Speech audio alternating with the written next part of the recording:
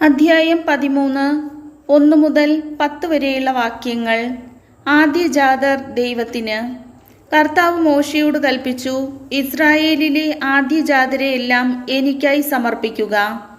മനുഷ്യരുടെയും മൃഗങ്ങളുടെയും കടിഞ്ഞൂലുകൾ എനിക്കുള്ളതാണ്. പുളിപ്പില്ലാത്ത അപ്പത്തിൻ്റെ തിരുനാൾ. മോശ ജനത്തോട് പറഞ്ഞു, അടിമത്തത്തിൻ്റെ നാടായ ഈജിപ്തിൽ നിന്ന് പുറത്തു വന്ന ഈ ദിവസം നിങ്ങൾ അനുസ്മരിക്കണം. കർത്താവാണ് തൻ്റെ ശക്തമായ കരത്താൽ നിങ്ങളെ അവിടെ നിന്ന് മോചിപ്പിച്ചത്. ഈ ദിവസം ആരും പുളിപ്പുള്ള അപ്പം ഭക്ഷിക്കരുത്. ആബീബ് മാസത്തിലെ ഈ ദിവസമാണ് നിങ്ങൾ പുറപ്പെട്ടത്. കാനാന്യർ, ഹിത്യർ, അമോര്യർ, ഹിവ്യർ, ജബൂസ്യർ എന്നിവരുടെ നാട്ടിലേക്ക് നിങ്ങൾക്ക് നൽകാമെന്ന് കർത്താവ് നിങ്ങളുടെ പിതാക്കന്മാരോട് വാഗ്ദാനം ചെയ്ത തേനും പാലും ഒഴുകുന്ന ദേശത്തേക്ക് അവിടുന്ന് നിങ്ങളെ പ്രവേശിപ്പിച്ചു കഴിയുമ്പോൾ ഈ മാസത്തിൽ ഈ കർമ്മം നിങ്ങൾ അനുഷ്ഠിക്കണം.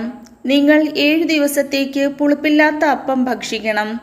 7-ാം ദിവസം കർത്താവിൻ്റെ തിരുനാളായി ആചരിക്കണം. 7 ദിവസത്തേക്ക് പുളിപ്പില്ലാത്ത അപ്പമേ ഭക്ഷിക്കാവൂ. പുളിപ്പുള്ള അപ്പം നിങ്ങളുടെ പക്കൽ കാണരുത്.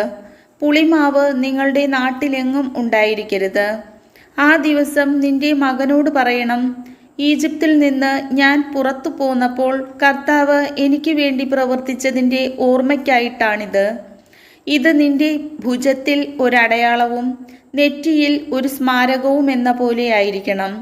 അങ്ങനെ കർത്താവിൻ്റെ നിയമം എപ്പോഴും നിന്റെ അധരത്തിലുണ്ടായിരിക്കട്ടെ. എന്തെന്നാൽ ശക്തമായ കരത്താലാണ് കർത്താവ് നിങ്ങളെ ഈജിപ്തിൽ നിന്ന് മോചിപ്പിച്ചത്. വർഷം തോറും നിശ്ചിത സമയത്ത് ഇത് ആചരിക്കണം. കർത്താവിൻ്റെ വചനം.